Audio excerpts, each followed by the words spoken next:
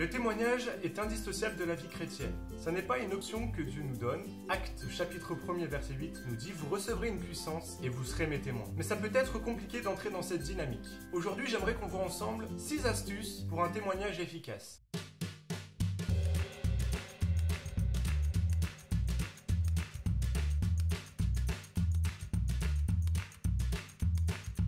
Première astuce, fais de ta vie un modèle. Combien de chrétiens aujourd'hui manquent terriblement d'efficacité dans leur témoignage parce qu'ils ne vivent pas ce qu'ils disent. Jésus me donne la joie et le bonheur. Pourtant, tu parais si triste et malheureux. Jésus nous invite à aimer les autres. C'est marrant parce qu'il y a 5 minutes, je t'ai entendu te moquer de ton voisin. Vous comprenez ce que je veux dire. Mais attention, n'attendez pas d'être parfait pour commencer à témoigner. Seulement, il y a certaines choses très simples à faire qui permettent de se démarquer de notre entourage. Par cette attitude, les questions ne tarderont pas à venir sur votre comportement différent. L'apôtre Paul pouvait dire « Soyez mes imitateurs comme je le suis moi-même de Christ ». Il n'a pas dit « Faites ce que je dis mais pas ce que je fais ».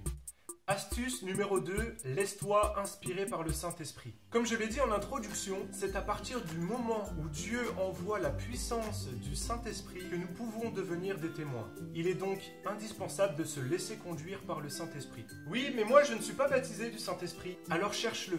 C'est une promesse de Dieu pour ceux qui lui obéissent. Si tu as confié ta vie à Christ, si tu veux lui obéir, alors cette promesse est pour toi.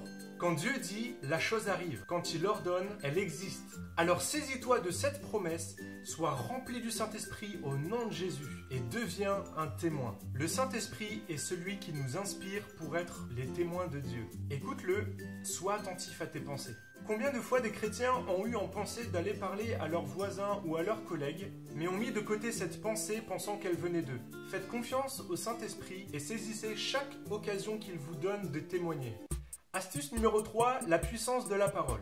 Connaître la Bible est un élément indispensable pour être un témoin. Attention, je ne dis pas qu'il faut mitrailler la personne de versets pour qu'elle se convertisse.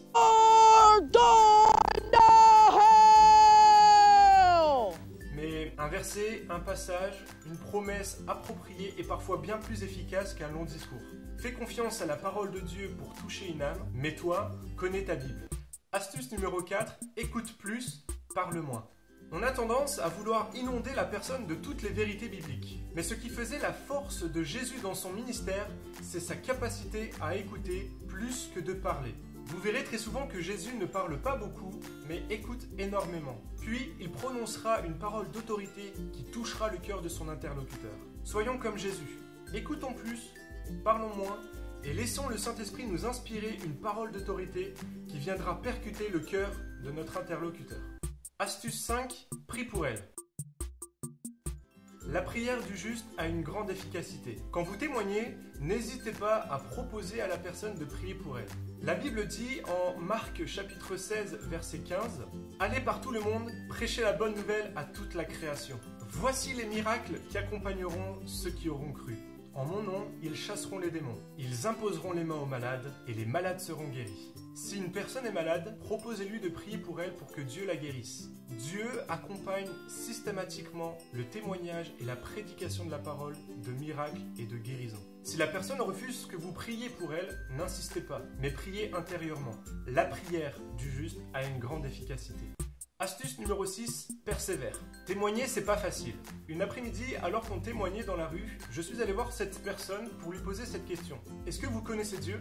Sa réponse a été tellement sèche, tellement sévère et tellement dure que ça m'a découragé et je suis rentré directement chez moi. Des portes closes, des personnes dénigrantes, on en aura tout le temps. Seulement, c'est notre cœur de mission. Il faut persévérer dans notre témoignage. Et toi, tu témoignes? Cette vidéo est maintenant terminée. Merci de l'avoir regardée. Quelles sont tes techniques de témoignage? Explique-les-moi dans les commentaires. Si tu souhaites que je traite une question que tu te poses, n'hésite pas à m'en faire part dans les commentaires. Si cette vidéo t'a plu, mets un pouce en l'air. Pour encourager tes amis à témoigner, partage-la. Et pour ne rater aucune de mes autres vidéos, abonne-toi. En attendant, lisez votre Bible, méditez-la et mettez-la en pratique. Bye!